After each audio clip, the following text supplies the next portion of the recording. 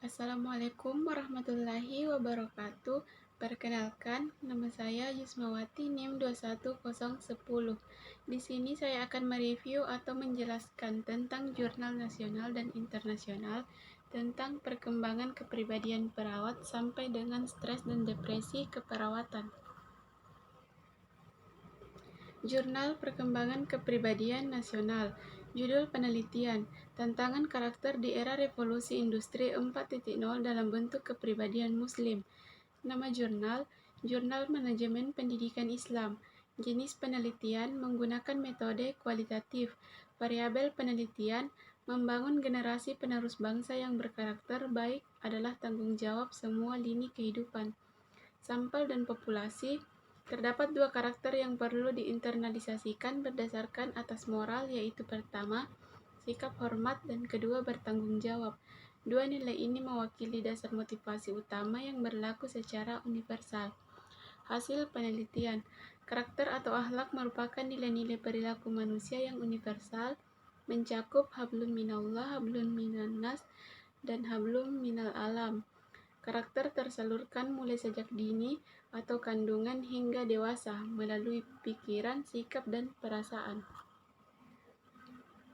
Jurnal Perkembangan Kepribadian Internasional, volume nomor dan tahun. Volume 2 nomor 3 tahun 2019. Judul penelitian, Hubungan Perkembangan Psikososial dengan Prestasi Belajar Anak Usia Sekolah. Nama jurnal, Jurnal Ilmu Keperawatan Jiwa. Jenis penelitian menggunakan metode kuantitatif. Variabel penelitian untuk memahami tentang bagaimana proses perkembangan pada usia 6-12 tahun atau sering disebut masa anak usia sekolah. Sampel dan populasi. Sampel sebanyak 100 responden dengan populasi sama dengan 0,600 lebih besar dari 0,05. Hasil penelitian. Berdasarkan hasil anak usia sekolah mayoritas memiliki pengembangan psikososial yang normal dengan presentasi belajar rata-rata cukup. Hasil menunjukkan tidak ada hubungan antara pengembangan psikososial dengan presentasi belajar. Jurnal Kesadaran Nasional. Judul penelitian, Pengaruh Familiar Auditory Sensory Training pada tingkat kesadaran pasien stroke. Nama jurnal, Jurnal Pendidikan Keperawatan Indonesia. Jenis penelitian menggunakan metode kuantitatif. Variabel penelitian untuk mengetahui pengaruh FAS pada tingkat kesadaran pasien stroke. Sampel dan populasi, 29 pasien stroke yang mengalami penurunan kesadaran. Hasil penelitian, hasil uji yang signifikan membuktikan bahwa ada pengaruh FAS dalam meningkatkan kesadaran pasien stroke. FAS dapat dijadikan terapi non-farmakologi untuk membantu proses pemulihan kesadaran pada pasien stroke. Jurnal Kesadaran Internasional, volume nomor dan tahun. Volume 10 nomor 1 tahun 2020. Judul penelitian, Analisis Kuietus Politik terhadap upaya pemerintah menangani wabah COVID-19 pasca deklarasi kedaruratan kesehatan masyarakat. Nama jurnal, Jurnal Ilmu-Ilmu Keislaman. Jenis penelitian menggunakan metode kualitatif. Variabel penelitian, kesadaran senantiasa digerakkan dengan pikiran untuk menjamin pemenuhan hak hidup secara pribadi serta memberikan kesempatan untuk kemakmuran. Sampel dan populasi. Selama 14 hari guna antisipasi penularan wabah global tersebut dan populasi 4 tindakan. Pertama, penanganan penularan COVID-19. Hasil penelitian, kesadaran yang perlu dipertahankan dalam politik kedaruratan adalah sesuatu yang dapat melindungi dirinya dengan mempertahankan kehidupan. Jurnal Konsep Dasar Emosi Nasional. Judul penelitian, Pengaruh Pendidikan Formal Orang Tua terhadap Perkembangan Sosial Emosional Anak di Madrasah Ibtidaiyah Thoriqus Salam. Nama jurnal, Pemikiran dan Pendidikan Islam. Jenis penelitian menggunakan metode kualitatif.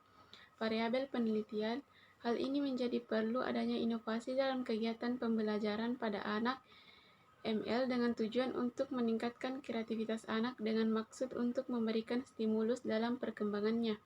Sampel dan populasi, kreativitas anak, baik dalam sains maupun dalam bidang kemampuan lain, sangat penting untuk dikembangkan karena anak usia 5-6 tahun memang sangat aktif dalam dan memerlukan berbagai stimulus positif. Hasil penelitian, terdapat pengaruh yang signifikan antara pendidikan formal terhadap perkembangan sosial emosional anak di Madrasah Ibtidaiyah Thorikus Salam.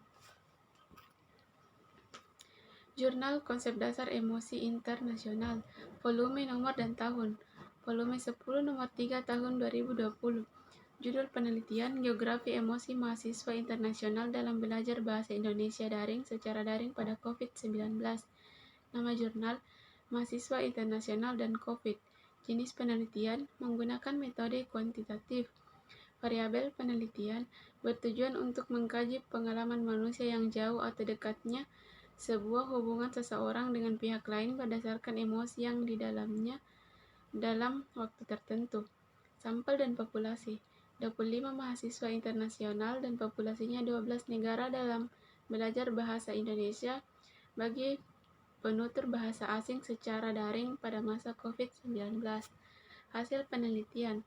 Berdasarkan hasil penelitian diketahui bahwa geografi emosi mahasiswa internasional yang belajar BIPA belum dilakukan. Oleh karena itu, penelitian tentang pengalaman emosi mahasiswa internasional yang belajar BIPA penting dilakukan, terutama pada pembelajaran BIPA secara daring pada masa COVID-19. Jurnal Stres dan Depresi Nasional. Judul penelitian, hubungan antara stres dan tingkat sosial ekonomi terhadap hipertensi pada lansia. Nama jurnal, Jurnal Keperawatan Notokusumo. Jenis penelitian menggunakan metode deskriptif. Variabel penelitian. Nilai ini menunjukkan bahwa ada hubungan yang bermakna persentase sumbangan variabel independen stres lansia dari tingkat sosial ekonomi terhadap variabel dependen. Sampel dan populasi. Berdasarkan hasil analisis data bahwa dari keseluruhan responden yang diteliti, hanya 4 orang atau 5,6% dari responden mengalami stres ringan, sedangkan 37 orang atau 62,1% dari responden mengalami stres sedang. Hasil penelitian, ada hubungan antara tingkat sosial ekonomi dengan kejadian hipertensi. Dilihat dari hubungan arah negatif, artinya semakin tinggi tingkat sosial ekonomi maka semakin rendah kejadian hipertensi. Jurnal Stres dan Depresi Internasional, volume nomor dan tahun, volume 19 nomor 2 tahun 2019. Judul penelitian, efektivitas berbasis mindfulness untuk menurunkan stres dan depresi. Nama jurnal, Psikoidea. Jenis penelitian menggunakan metode kuantitatif. Variabel penelitian untuk mengetahui efektivitas terapi kognitif berbasis perhatian dalam menurunkan tingkat depresi. Sampel dan populasi. Prevalensinya dalam seumur hidup adalah 16,2% dan dalam 12 bulan adalah 6,6%. Hasil penelitian, efektivitas terapi kognitif berbasis perhatian untuk menurunkan tingkat depresi. Hal tersebut dapat ditunjukkan dari hasil efek size yang masuk pada kategori medium. Kesimpulan, kepribadian adalah gambaran cara seseorang bertingkah laku terhadap lingkungan sekitarnya, yang terlihat dari kebiasaan berpikir, sikap dan minat, serta pandangan hidup yang khas. Selain kepribadian, kesadaran atau ego juga harus dimiliki oleh setiap individu, karena kesadaran memiliki peranan penting dalam kondisi jiwa atau psikologi seseorang. Mengajarkan kesadaran diri sangatlah penting, di mana pengajaran dilakukan ketika seseorang masih dalam usia anak-anak.